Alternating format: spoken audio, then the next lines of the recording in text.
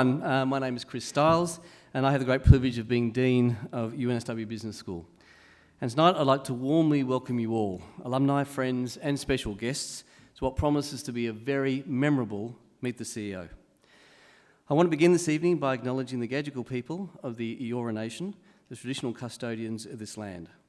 We acknowledge all Aboriginal and Torres Strait Islander elders, past, present and emerging, and their communities who've shared and practiced their teachings over thousands of years, including business practices.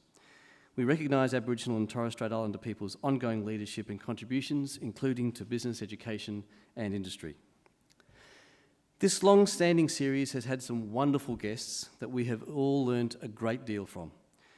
Recently, we've met the head of ASIO, the Premier of New South Wales, bank CEOs, the CEO of Australia Post, the CEO of Blackmores, who became the CEO of Australia Post, which probably made that the most public job interview ever. So tonight, we thought it was time for a holiday, or at least to hear someone who's transformed the holiday business, as I'm sure running the company is no holiday. Our special guest tonight, of course, is Anne Sherry, AO, and in Anne's case, of course, it's Meet the CEO who became the chair. And of course she chairs Carnival Australia, the largest cruise ship operator on Australasia, amongst many other roles which she holds. Anne will be interviewed by our resident interrogator, Mark Scott, AO, Secretary of the New South Wales Department of Education, which, as I often remind everyone, makes him my boss's boss. And again, Mark, let me reassure you, it's all going fine, and he's doing a great job. He's not here this evening, but I hope someone does tell him I said that. So just a note also, that we're streaming this interview live tonight through the UNSW Business School YouTube and Facebook channels. We invite our alumni across Australia and around the world to tune in. If you're a tweeter, I encourage you to get involved in the conversation by following us on Twitter, and you have, I believe, the hashtags there on the screen, at UNSW Business and hashtag Meet the CEO. But before we begin, I will ask you to, even if you are tweeting, to turn your mobiles to silent. It's now my great pleasure to welcome UNSW's Deputy Chancellor, Gillian Segal, AO, to introduce our guest speakers. Gillian was appointed Deputy Chancellor in January 2010. She's been a member of the University's Council since 2006. She's currently Chair of the General Sir John Monash Foundation, Chair of the Independent Parliamentary Expenses Authority, Chair of the Australia-Israel Chamber of Commerce, a Director of the Garvan Institute of Medical Research, I'll just take a breath, a Trustee of the Sydney Opera House, a Director of the Grattan Institute and Director of Rabobank Australia Limited and Rabobank New Zealand. Now, despite all that, Gillian found the time to be with us this evening, and for that, we are very, very grateful, and I introduce you now and thank Gillian Segal.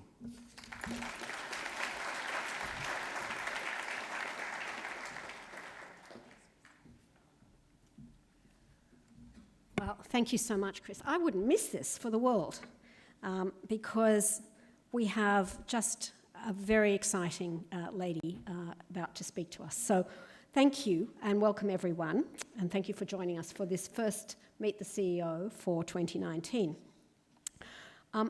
As you've already heard, Meet the CEO is a leadership series where learnings and experiences and, thanks to our interviewer, candid commentary are really shared by the most innovative, respected and accomplished members of the business, government and political spheres.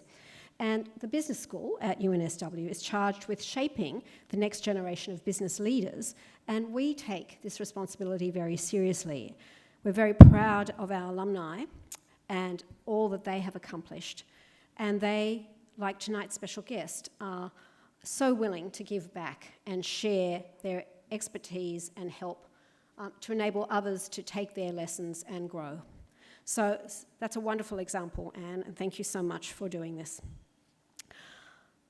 We not only have this opportunity of engaging with our alumni and special guests and recognise the importance of your contribution to UNSW, but in the 70 years since our great university was founded, we have always valued the relationships we have been able to maintain with the alumni community. In a large part, it's because of all of you and your engagement and contribution to the university.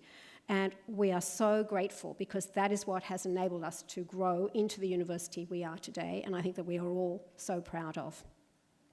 So, Anne Sherry AO, Chairman of Carnival Australia, has had many accomplishments during her illustrious career. Tonight she's going to share her experiences, hopefully across the board, government, banking, tourism, as well as her insights now as chairman of the largest cruise ship operator in Australasia, and how she really transformed the sector. But prior to her time at Carnival, Anne held senior management roles at Westpac for 12 years, including Chief Executive Officer, Westpac New Zealand, Group Executive People and Performance, and CEO of the Bank of Melbourne.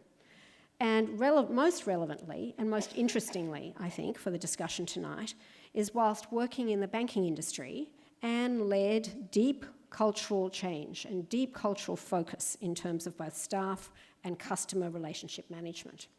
And we know that that's such an important issue for all of us today. She also has played, and this is where I've known Anne, I won't tell you for how many years, but we've worked together in the important role of focusing on and improving gender diversity in Australia.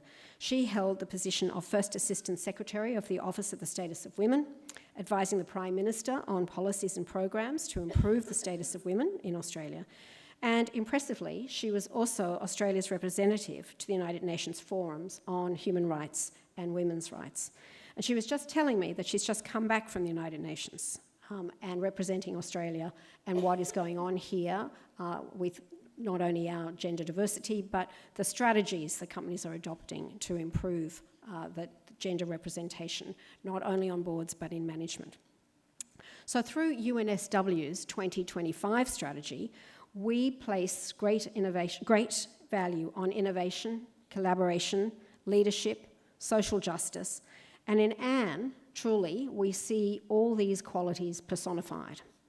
So she will be interviewed this evening by Mark Scott, who is Secretary of the New South Wales Department of Education and a member of the Business Schools Advisory Council. So Mark has had, as many of you might know if you've come to previous Meet the CEOs, a long-standing relationship with these evenings. Having been actually an interviewee himself in 2009, as well as, you must have done all right, Mark, that we've invited you back, as well as contributing significantly to the fabric of UNSW in so many ways. And in 2016, UNSW awarded Mark an honorary doctorate. Mark, it's our pleasure to have you here once again, and thank you for agreeing to talk to Anne in relation to her roles and her career in business. So would you all join with me in welcoming both Anne and Mark to the stage?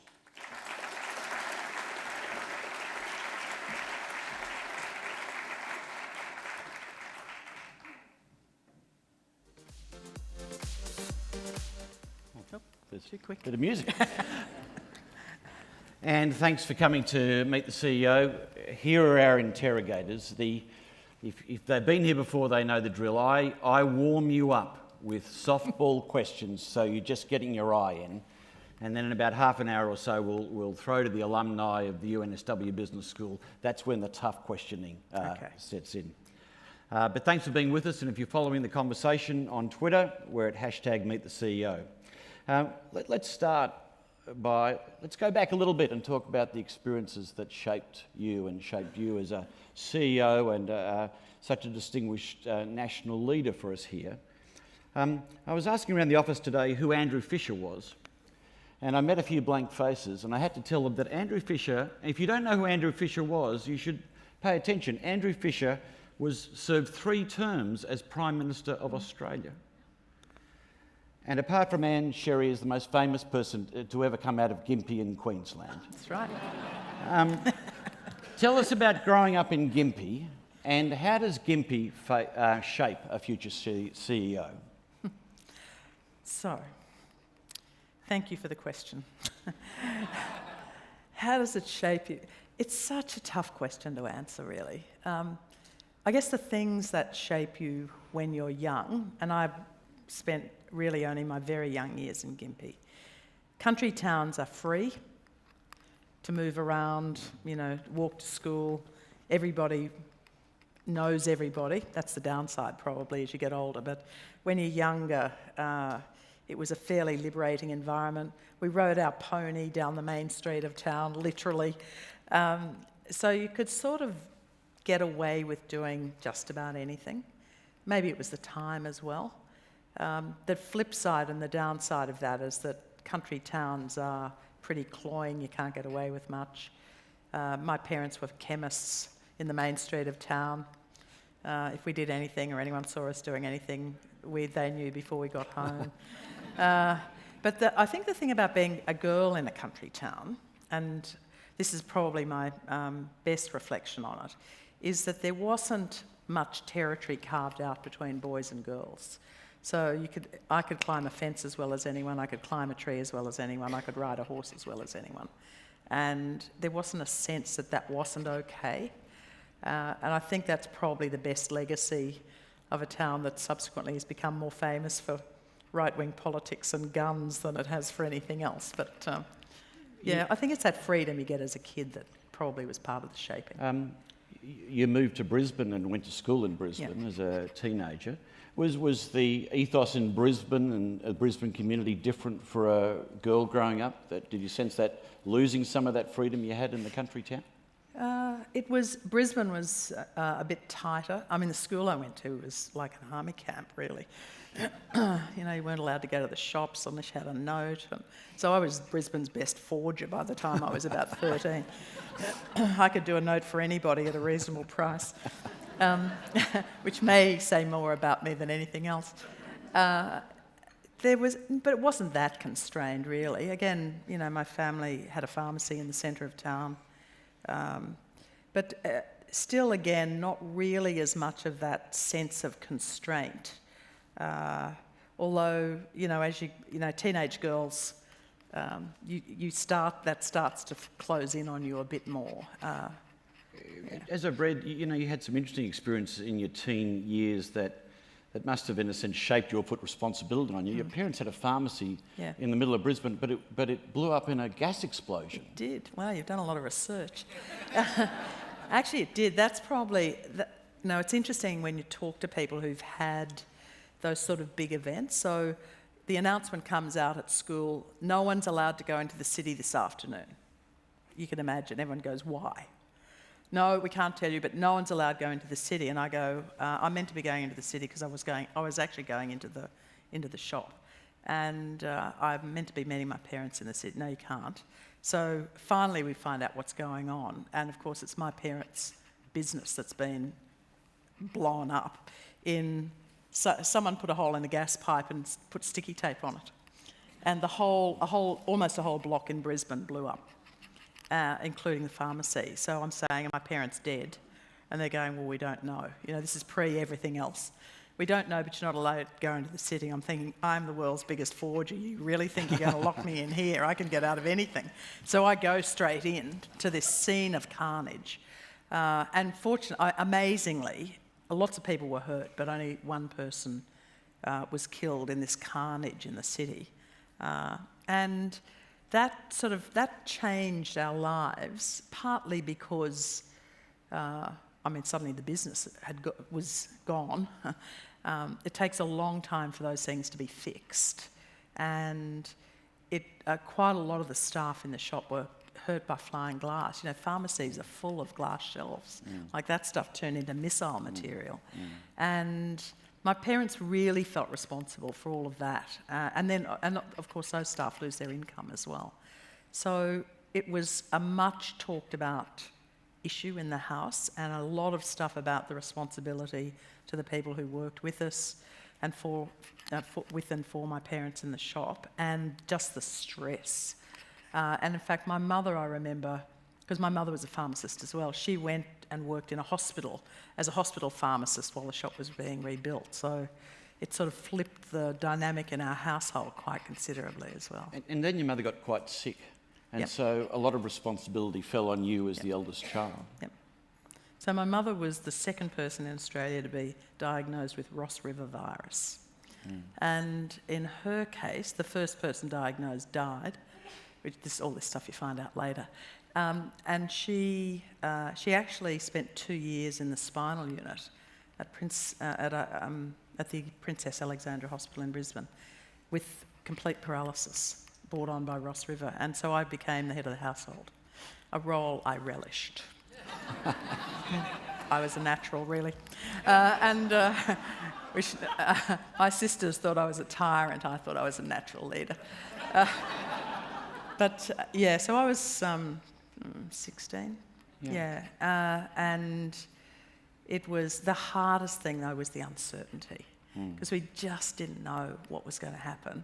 But I tell you what, some people say, where do you get your determination? My mother walked again. And nobody knew how to treat it, but the paralysis, she acted as though she was never going to walk again. So she was in rehab to be in a wheelchair for the rest of her life. And she never got the feeling back properly in one of her legs, but she got up on her feet. And she first came home in a wheelchair. She tipped herself into a swimming pool every day and swam and swam and swam and swam. And gradually, for no reason that anyone could ever understand, and she's featured in many medical journals about all of this, but she got back up on her feet. Yeah. One of the interesting things, I think, reading about you is the sense that these momentous early events in your life, almost like a life led at speed from the very beginning. You met your future husband at university, married at 20, first child a year after that, and Nick is born, and Nick has Down syndrome. So tell us what you've learned. I'm starting to sound like a bit of a disaster area. There's a book in this and then a movie. Tell us what you've learnt from Nick. Oh, gee. I mean, I often say to people, we were talking, in fact, as Gillian mentioned, I've been in New York in this last week. We were talking about how do you move from despair to hope. And in some ways, the first week of Nick's life was our moment of moving from despair to hope. So there was no pre-warning that I was going to have a baby with anything, any sort of disability. So it's the weirdest thing. As soon as Nick was born, like the whole labour ward went quiet, other than me, of course, but everybody else went quiet. And I just had that moment going, what is going on here?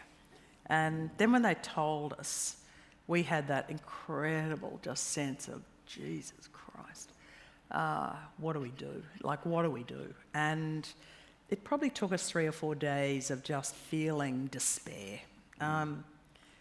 being completely unprepared. I mean, we were babies. I was 20, whatever I was, 21, I think.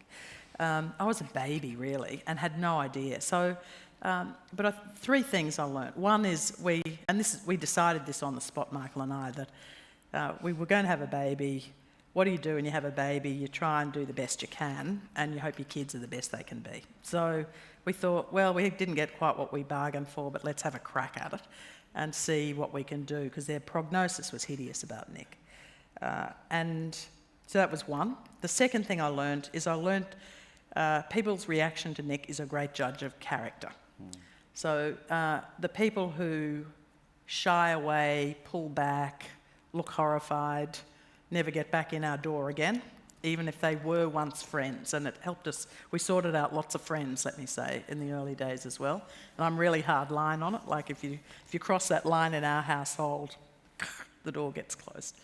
But the third thing I've learnt is that people's low expectations often define other people in really terrible, terrible ways. And the reason I'm so passionate about advocating for fairness is that Nick, as an adult, is a very capable human being. He's got, plenty of challenges, but he's held down a job for 20 plus years.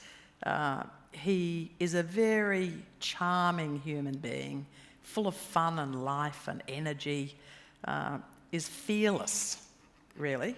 And when he was born, they sort of painted the picture of, someone about as capable as that pot of flowers is going to be the burden for the rest of our lives. And it just wasn't true. And so I learnt a lot about never accept other people's low expectations, either for yourself or anyone you love around you, because you can make magic happen. And that's probably what I learnt. That's what my mother taught me. Like, she was so determined she was not going to be in a wheelchair for her life. She made stuff happen that everybody said was not possible. And people said to me, you know, Nick will never be blah, blah, blah and blah. All of that ended up not being true. All of those things were possible. Let's talk a bit about your progression through your career. Yep. When you started out and left school, worked as a radiographer, yep, I think, and then back to university, did you feel that the world was open to you and that really anything was on offer if you turned your mind to it? Or did you feel that you were channeled into career paths because you were a young woman in Brisbane? So I probably had a mix of experiences. I did radiography actually because my mother wanted me to marry a doctor. Maybe she thought that would be useful for her, I don't know. But anyway, but you end up being channeled. I didn't feel channeled because I was a girl. I felt channeled because I grew up in a household and a family where everyone did something to do with health. My parents were chemists, my grandparents were doctors and nurses, my aunts and uncles were doctors and nurses. So I had this, you end up in this sort of bubble of what you know in your family. So I got a particular channel into health things. Although when I started to work in a hospital, I realised that there was a very neat gender split in hospitals. You know, nurses, radiographers, like there was a chunk of the professions that were all women, and then there was this other group that were all men. And particularly in the area of radiography I was working, which was working with therapy radiography, treating cancer patients, the oncologists were virtually all men, and most of them had no idea what they were doing. And I realised that actually we knew more than they did, but nobody could ever say that out loud. So I started to get a hint of the, you know, neat gender layering that went on in those sorts of institutions.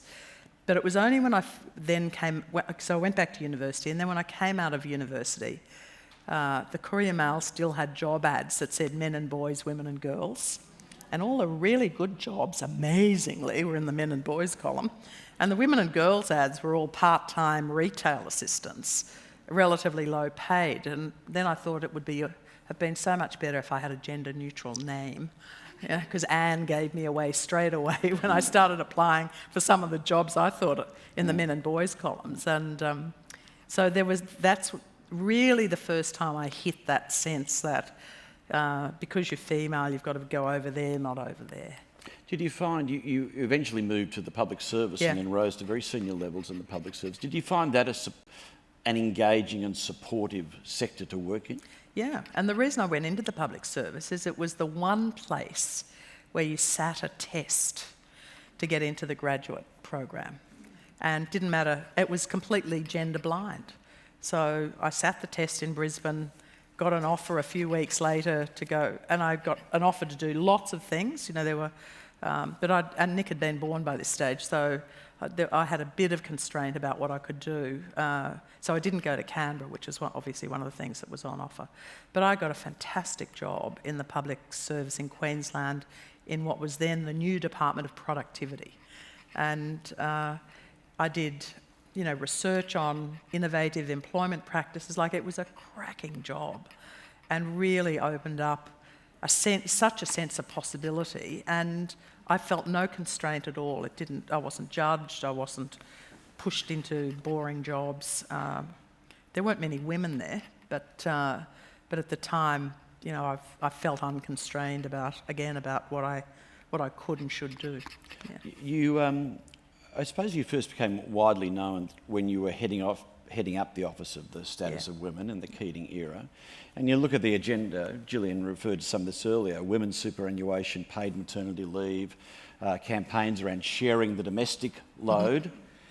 You know, it's 25, almost 30 years on. You look back on that pioneering agenda, how do you feel we've gone in the last quarter century? Give us a report card now. 5 out of 10. No, look, I think, it's been too slow. It's just been too slow. The issues haven't changed that much. There's a lot of big jumps we've made in some areas, and in others, it's too incremental. And So in some areas, lots and lots of jobs are opened up to women that weren't open up then. Universities have fundamentally changed, and that was going to be the solution to all the ills in big companies and so on, was that it was just a pipeline problem as it was described then. We just needed more women coming through university, more women coming through professional services firms, whatever it was, and the world would change. That actually hasn't happened. In some other areas, I mean, on the superannuation issue, for example, we're seeing, I guess, the end of what was a pretty rocky start for women workers in superannuation, because when it was first put in place, part-time and casual workers were all excluded from getting superannuation benefits, and that was one of the things we changed when I was at OSW about 8 years after the rollout of the first round of superannuation. And so there's a big generation of women who are retired now and coming into retirement who probably didn't have much superannuation early in their time in the workforce. So that issue still has a way to play out as well. And so there's quite a few really substantive, I think, real fairness and equity issues that we're still working on how we crack the nut. We might come back and pick up some of those issues. Yeah. I want to track then your movement from being one of the most high-profile public servants in the country to move to Westpac, in the heart of capitalism. Westpac, which had been through, in a sense, some rocky years under a new chief executive, Bob Joss, and you're recruited to run HR at Westpac. Tell us about the cultural journey from senior public servant to being on the senior executive of one of the largest companies in the country. It's one of those things, and I've told this story a lot, but when I got the call to meet a headhunter at Canberra Airport, like the most public place in Australia to have a secret meeting, about a job in Sydney, I had no idea what the job was. And he said it was at Westpac, and that this new CEO had come in. I'd read the stuff that Bob had said, where are the women? And he told me the story that, everyone in the executive team had been told they must go and hire a woman for their team as a result of Bob's pressure to change the organisation. Because there were just no women in banking then at all. Helen Lynch had just retired. She'd been the only woman ever in banking in Australia, in senior levels, and she'd just retired or stepped away. And it was a very strange experience, one, because I'd been really busy bagging the corporate sector while I was in government. So I was like, do I put my money where my mouth is or just keep going at what I'm doing? So I had to make a choice about that, and I decided I might as well have a go at changing it rather than just criticising it. But the strangest things for me were I didn't really know what I was stepping into. I couldn't even understand the pay offer I got when I was first offered it as well. But I went and met Bob, and I liked him. I thought he was genuine about what he was trying to do so that I would join the bandwagon, as it were. But of course, I arrived at Westpac, and my first day, I wore trousers. Radical. But I was standing in the lift with people staring at me, and I'm thinking, okay, is it one of those moments where, like, there's a memo that's gone out that I didn't get because I wasn't here? But it was because I was wearing trousers. And women then in Westpac wore uniform, because most of them were low in the organisation. So the fact that I wore trousers caused a stir day one. I'd be saying to people, hi, thinking maybe I wasn't doing, I couldn't work out what I was doing wrong. I thought at the end of my first 3 weeks or so that I'd made the biggest mistake in my life, because I worked out those of us and there were 8 women hired around the same time, including Helen Nugent, who came from running AGSM. We arrived you can imagine the names they had for us, right? 8 gals arrive in the 2 levels down from the CEO and the general management rank, taking the jobs that others thought they owned. And so everybody made it known that they thought we were interlopers, shouldn't be there, completely hopeless, friends of Bob Joss, other much... So how do you take that on? Other much nastier names as well. How do you take that on? How do you walk into that kind of hostile I'm environment? pretty combative. So I had a bit of a... bring it on. I think, well, actually, so there were some people who were just, it comes at you in many different ways. Some of it's quite subtle, and you hear the behind you. So that stuff, I don't, we talk now about things like everyday sexism at work. I never let stuff pass, and never did, because I figured it was, if I didn't take it on, nobody else was going to take it on for me. So, I would challenge people as I heard the whispering and chitter-chatter.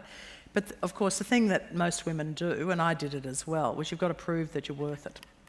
So I just went about proving I was worth it. And whenever something was thrown at me that was, everybody said, well, we've never been able to fix this, or this can't be done, so why don't you have a go?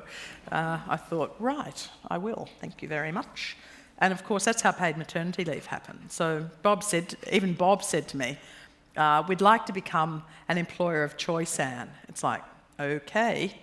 And at that stage, staff took their uniforms off before they got on public transport. We'd come off the back of Westpac letters, foreign exchange scandals, on and on it went. And an employer of choice. So my team, I just got my team together and I said, okay, we've been set the challenge. What is it we could do differently that would really send the signal that we're going to be a different sort of employer? And that's how paid maternity leave really came about. It was an idea that I'd been working with in Canberra, couldn't get it through federal cabinet. So I explained this to everyone, saying, well, we'd been working on this, it hasn't been done in the private sector, perhaps we could. And of course, most of our staff are women, and lots of childbearing age, and. So, but I learnt the hard way, of course, how you sell things inside corporates, because I hadn't really had to do that until that point. So I went to the executive team to sell this great idea of paid maternity leave. And when I first went, I argued it on the basis of fairness and equity. It's fairer, we've got all these great people, blah, blah, blah. And I could see everyone just go, oh. Sort of instant unconsciousness set in. So I backed out at 1,000,000 miles an hour before anyone said no, which I learnt dealing with federal cabinet. The art of that is to get out of the room before someone says it can't be done. And applied exactly the same strategy, went back and said, well, that was, I just didn't get any take-up. So I brought a couple of the finance people in and said, how do we sell this idea? And that's when we came up with essentially just doing a business case and worked out, if we got our return to work rate from 38 to 45% and blah, blah, we just ran the numbers. So I went back in about a month later and that great idea, I'm back. And bang, bang, bang. And of course, I said in a year we can pay for it. And everyone went, we'll do it. So I backed out of there again at 1,000,000 miles an hour with the press release wet in my hand going. So I said, so we go live, and everyone, yep. So we went live virtually that day and announced it. A great career in banking, including running a Bank of Melbourne and Westpac in New Zealand. Yep. And then again, another really interesting career pivot. You take over Carnival in 2007 on the back of GFC is swirling. There have been scandals that have engulfed the cruising industry. And that year only 250,000 Australians took a cruise ship. And you say it'll be 1 million by 2020. People are very sceptical about that and sceptical about you. You actually hit that target 6 years ahead of your prediction. So how did you make the cruise ship industry interesting to so many Australians and make it so buoyant and profitable with double-digit growth year on year? How do you start taking on a challenge like that? The first thing was my day 3 in that job, the coroner in New South Wales handed down the findings into the death of Diane Brimble on a ship 8 years before, but had been headline news virtually that whole time. So the first thing I had to do was promise that it would never happen again, that what had happened to her would never happen again. So I think there's a thing about just mea culpa in business is so important. It seems like it's a really hard thing for business leaders to do, but it's so important. So step 1 was just go, I'm sorry. I wasn't here, had nothing, but as on behalf of the whole industry, I'm sorry. So that was the first thing. The second thing is we had to unpick it. We had to unpick all the elements that came out of that report.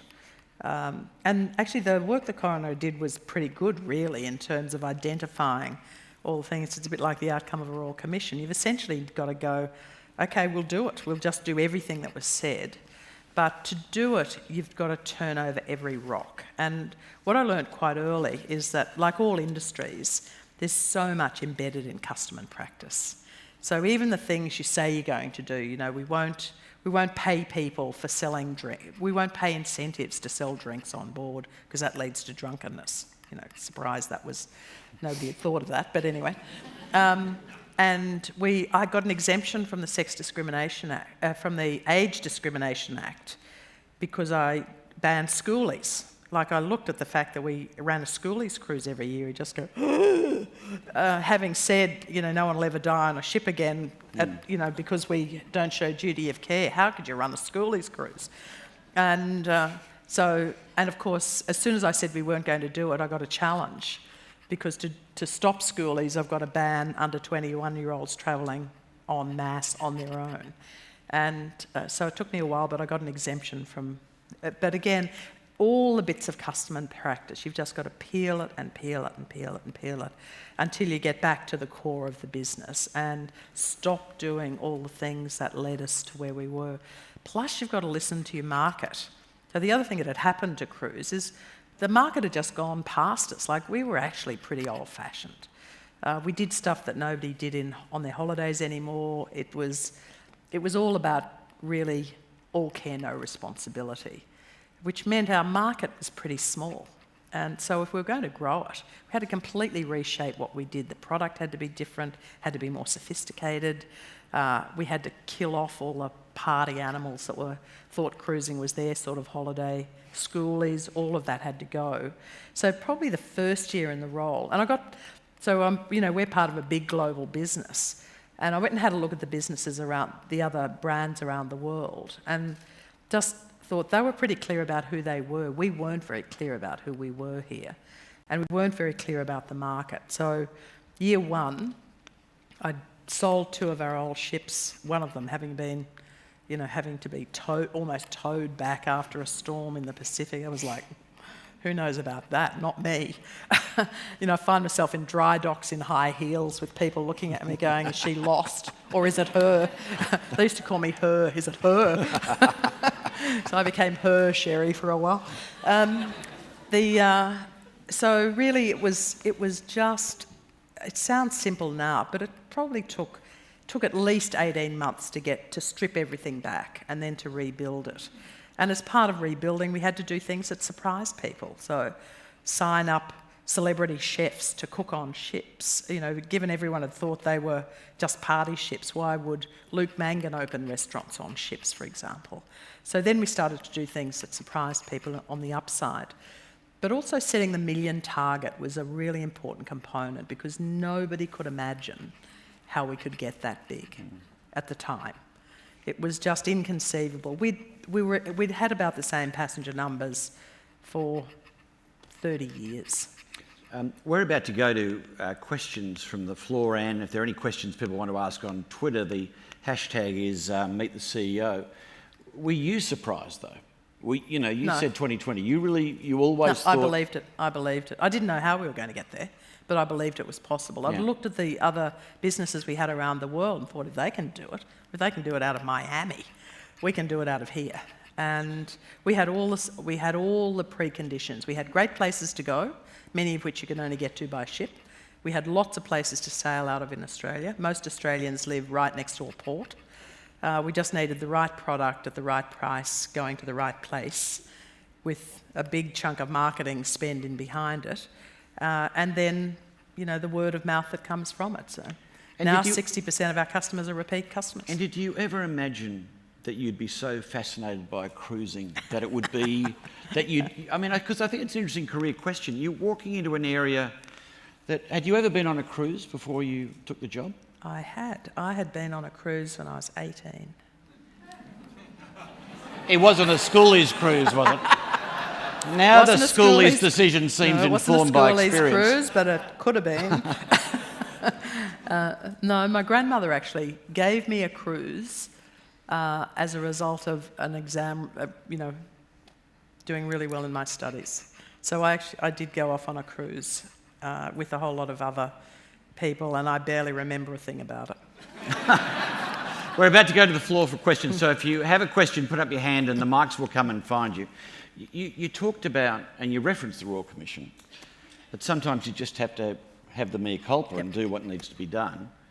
You're now on the board of NAB. You're heading the search committee for the new CEO. Feel free to drop that name at any time in our next moments of conversation.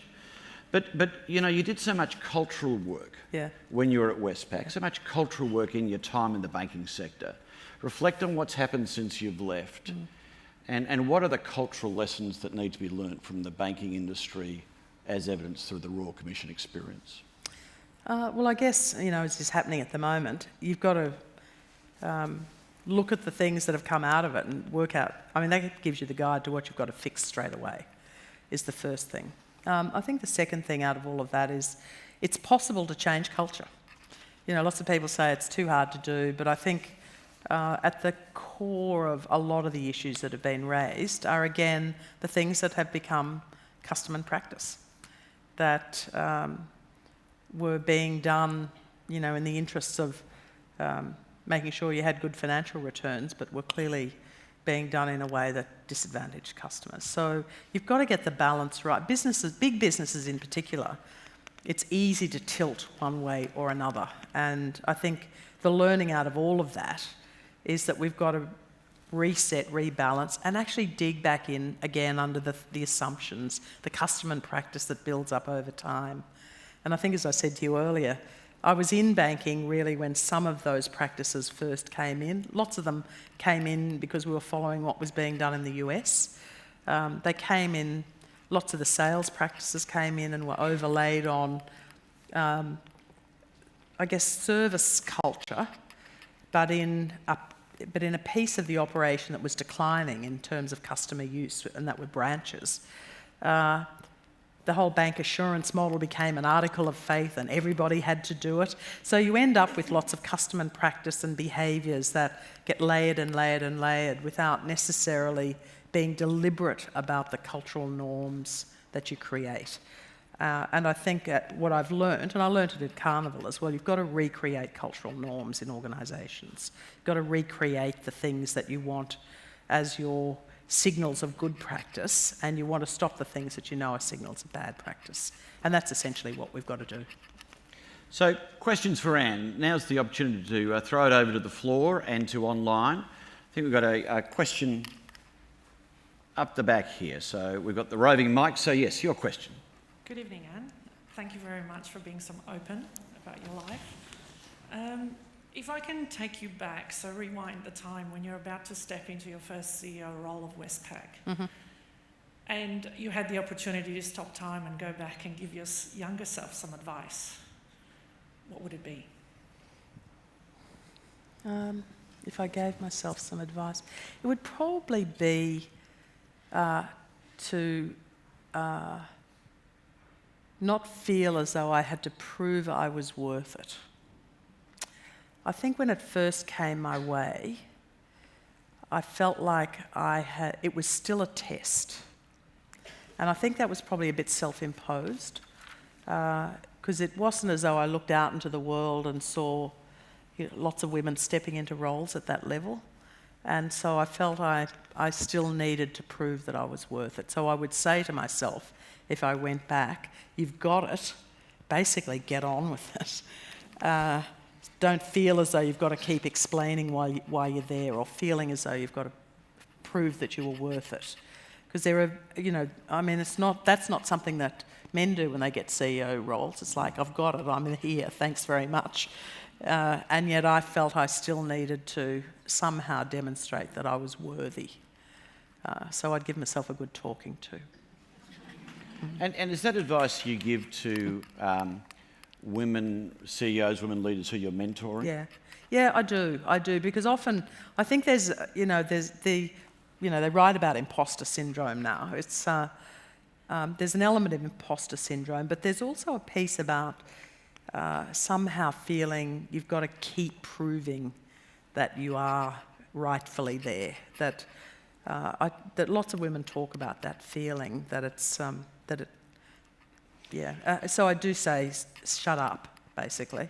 Stop talking about it. Just take the job and make it yours, and do the things you want to do with the job rather than worry about yourself. And when we look at your career where you've moved into so many new fields, can you identify a point in your own career where you finally shook that off?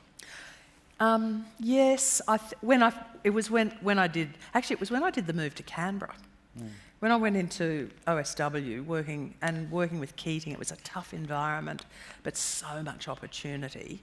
And suddenly I did have a lot of public focus on me as well, that I almost didn't have time to feel as though I had to prove I was worth it. I was in it. And you could also see that the government probably wasn't going to survive the next election. So actually it was time-bound as well. And that gave me that sense of just get on with it. And it also changed my risk profile. I think others who've heard me speak may have heard me speak about this too. But I don't think, why wouldn't I do something? I don't think, why should I do it? I actually think, why shouldn't I do it?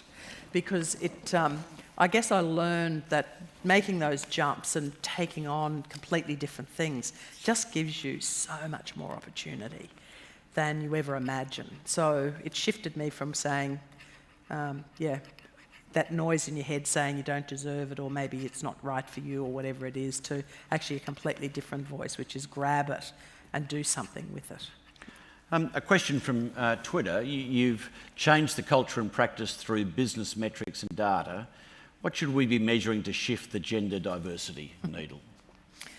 Well, the first thing we should be doing is measuring what we're doing with gender in organisations at not just a really high macro level, but business by business. And if you look at your data, and I've been saying this for years, because we measure everything in business really well, except most of our people metrics, which we end up just aggregating and looking at a very aggregate number, which tells you nothing. So we need to do deep measurements, and what you see when you measure good data by gender, and gender's a start, but you can do it by other characteristics. When you see it, you see the blockage points in your organisation, so the points at which women seem to be coming through, and then, that's like the moment at which they stop going to the next level, so you can see where your blockages are. You can also see in organisations rates of change, and it helps you ask the question about rates of change. And you can see the pieces of your organisation where, amazingly, no women ever seem to be hired. And I was talking to a group today who now measure last 10 hires, last 10 departures, so that they keep track of the pace at which, and in all the organisations that we were talking about today, all of them have more women departing than they have coming in. So in fact, their gender numbers are getting worse.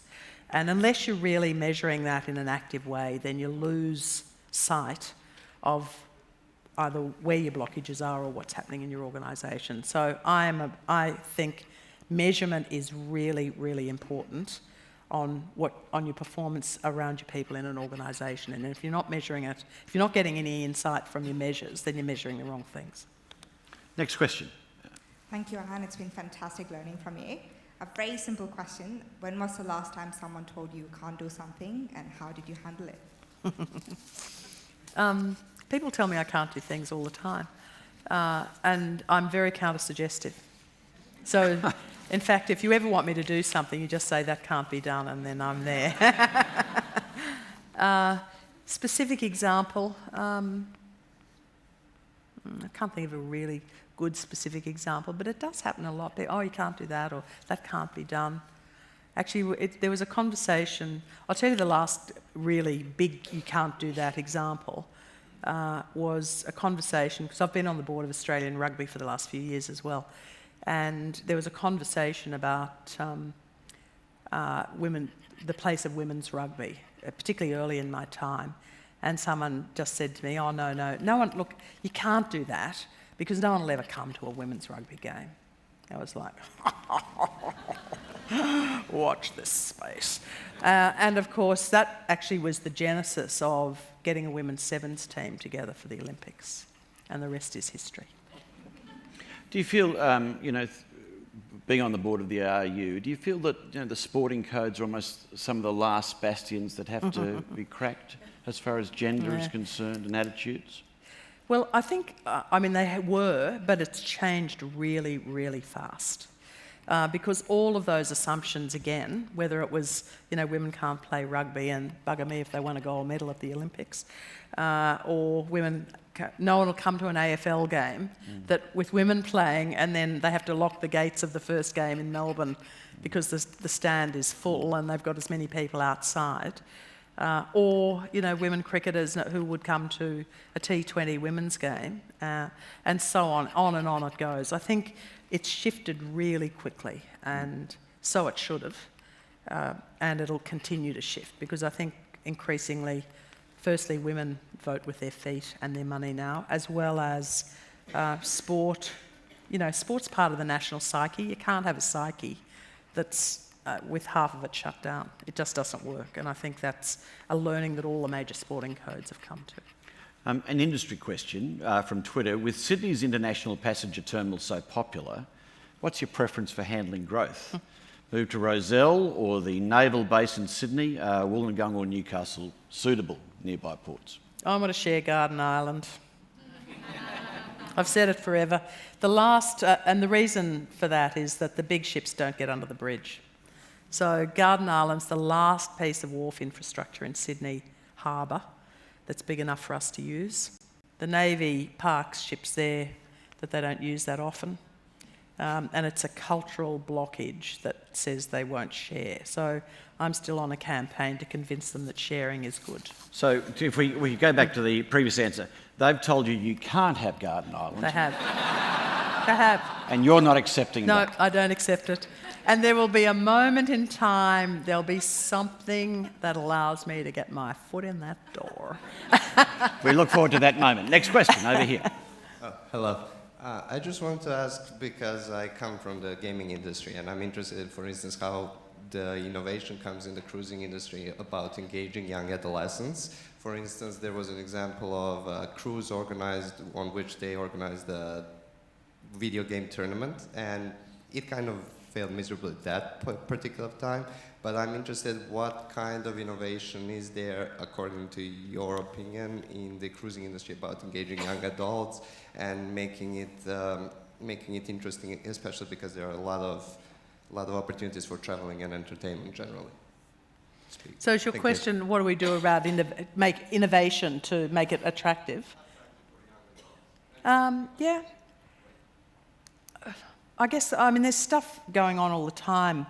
It's everything from themed cruises, so music on board, to wine and food, which actually attracts a relatively younger crowd with whiskey making and cheese makers and, there's lots of interest groups. I'm not sure we've done anything particularly with video gaming, but we look at the trends in the market and we replicate them on board. And so there are lots of interest groups we tap into by bringing stuff on board that otherwise you've got to maybe travel around and get to. We bring all the winemakers in to run sessions on board the ships on short cruises. If you're interested in wine, if you're interested in, I've said wine and food twice, but I'm just trying to think what else we're doing. Some of the innovation is also about doing things with the communities we go to, which brings people in as well. So in Papua New Guinea and the Solomon Islands, we've tapped into an entirely new adventure travel market. And when people come on board the ships for those particular cruises, we've got short tours that are run with local communities that take people into their homes, that take people out fishing and snorkeling to places you would never find by yourself, that share their environment and their history and culture in ways that you can't turn up and buy.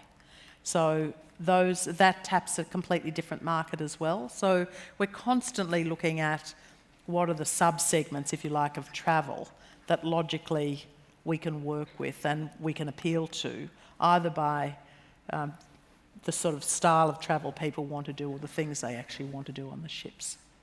And sometimes it's small, it's not necessarily a whole ship full either, it might be a smaller group on board. So, yeah, that's not gaming though. If we go, yeah, well, we do have, the ships we run in Asia have a completely different offering on board than the ships we run here. So yeah, we appeal to whatever the market needs as well. Time for just a few more questions. There's one in the middle over here. Yeah. Sure. Hi, Anne. About 3 years ago, you actually generously gave us an hour of your time for an interview. This is with Meg Downey, a colleague of mine in Melbourne, and I. And we talked to you about leadership. And at the end of our project with Women on Boards, we noticed that quite a few of the female chairs, NEDs and execs had actually gained their experience in public service. Mm. So I'm really interested in why the public service is such a fertile training ground for senior women, and what could the corporate sector learn from that? There are two reasons for it. One is that public service was first to actually set targets for women in senior roles. So when I came through the public service, it was expected that agencies were developing women. There were leadership programs for women. There was a lot of work went into the public service to develop women, partly because there was a view that you needed men and women running organisations that were doing policy for communities that were made up of men and women. So that was one reason. And the second reason I think women have those senior women, there were so few senior women trained up through the private sector at the same time as I was coming through the public sector, that companies reached into the public sector rather to grab women to increase their numbers. So that training ground was a feeder group into lots of private sector organisations. So and then you've got the combination of skills, because I learnt a lot as a public servant. I learned a lot about stakeholder management. I learned a lot about writing. You've got to take complex ideas and synthesise them down so any minister of any calibre can understand what they're reading. That was quite challenging sometimes, but it's a good skill. So there were lots of skills that I brought and that anyone brings from the public sector into the private sector that were very valuable. So I think it's that combination of things that has probably fed a group of women in particular through who've crossed over from both sectors. And we're just about out of time, but one final Twitter question. It asked about the role of mentors in your career. And can I add to that, who are the leaders that have really shaped you, that you feel you've learned a lot from as you've watched them closely in your career? Yeah, different people at different times. And initially, a lot of there weren't that many women around as I was coming through. So, but those that were, Joan Kerner sponsored me when I was a public servant in Victoria. She was very supportive of me, and she made me the head of an agency when I was 36 or something. So I was really quite young, because she saw something in me that I didn't even know I had, probably. And that trust gave me incredible confidence. I worked also, when I was in the Victorian public sector, for a guy whose name, unfortunately is now dead, and who was the secretary of had a physical disability.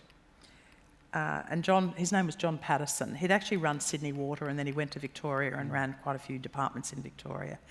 But if you talk about being fearless, he taught me about being fearless. Like, he was as smart as a tack. He could cut through complex problems.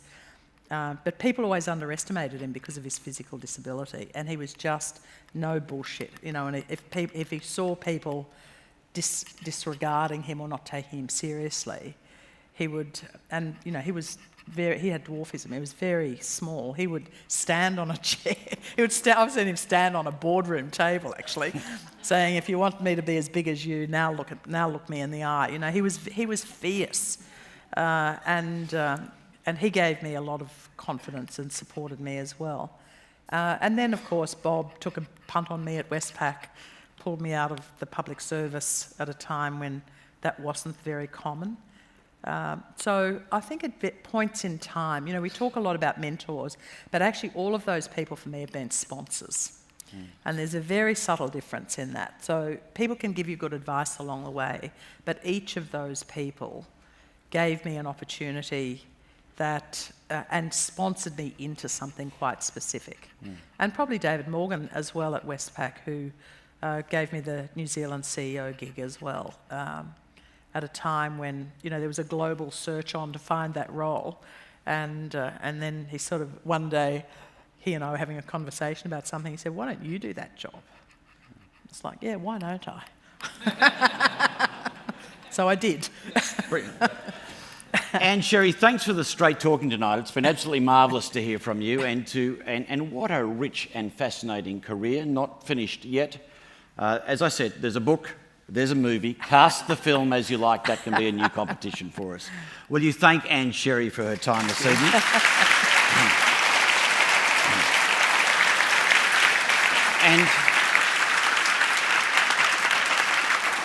And now to propose the formal vote of thanks to Anne, we have Kerry Mather. Now, when we talk about tough jobs, how's this for a tough job? Kerry is the CEO of the Sydney Cricket Ground and Sports Ground here. Very much in the news and of the moment. Before that, of course, a distinguished career in a number of roles, including running Sydney Airport and senior roles with Macquarie. Kerry, thanks for coming tonight and for delivering the vote of thanks. Well, thanks, Mark, and I'm delighted to be giving this vote of thanks tonight. Anne and I go back a long way. She's a great friend, a role model with few equals, as you've heard tonight, and really a truly inspiring figure in both the business world but also in public life. We've both been actively involved together in forums like Chief Executive Women and a range of industry forums over the years. We've served together on the Tourism and Transport Forum Board. I reported to Anne when she was appointed to the Sydney Airport Board. And today I couldn't be happier that in my new role at Sydney Cricket Ground, I'm still in Anne's orbit. It was great to see her at the cricket over summer, and with the football season now underway, Anne's role with Rugby Australia means sport now brings us together as well. And another point of intersection, as Anne mentioned, the Sydney Women's, the Australian Women's Rugby Sevens at Sydney Airport. We sponsored the Australian Rugby Women's Sevens actually, as they were actually just building up to the Olympics. Yeah. But I think, as you've seen and heard tonight, Anne's a force of nature. She's a strong advocate for the advancement of women, but more than that, she's a pioneer and champion in many areas and for many people. Her charitable endeavours and her support of other people's charitable endeavours is legendary, both here and overseas. And I've always shared a common philosophy with Anne, and that is for businesses to thrive and grow, they need to earn their social licence to operate by contributing to and supporting their communities. And that's never more important than now. And we've heard tonight about your extraordinary breadth of activities where you've been a passionate advocate for change, from being a captain of industry in cruising, in tourism, in banking, to your involvement in Indigenous initiatives, the arts, sport, and all sorts of charitable causes. You're not just incredibly efficient with your time, but you're very generous in sharing it. And we certainly understand from your personal recount tonight where you get that grit and determination from. So, Anne, thank you for your wide-ranging contributions, for your generosity of spirit, and for making it so much fun. Thanks.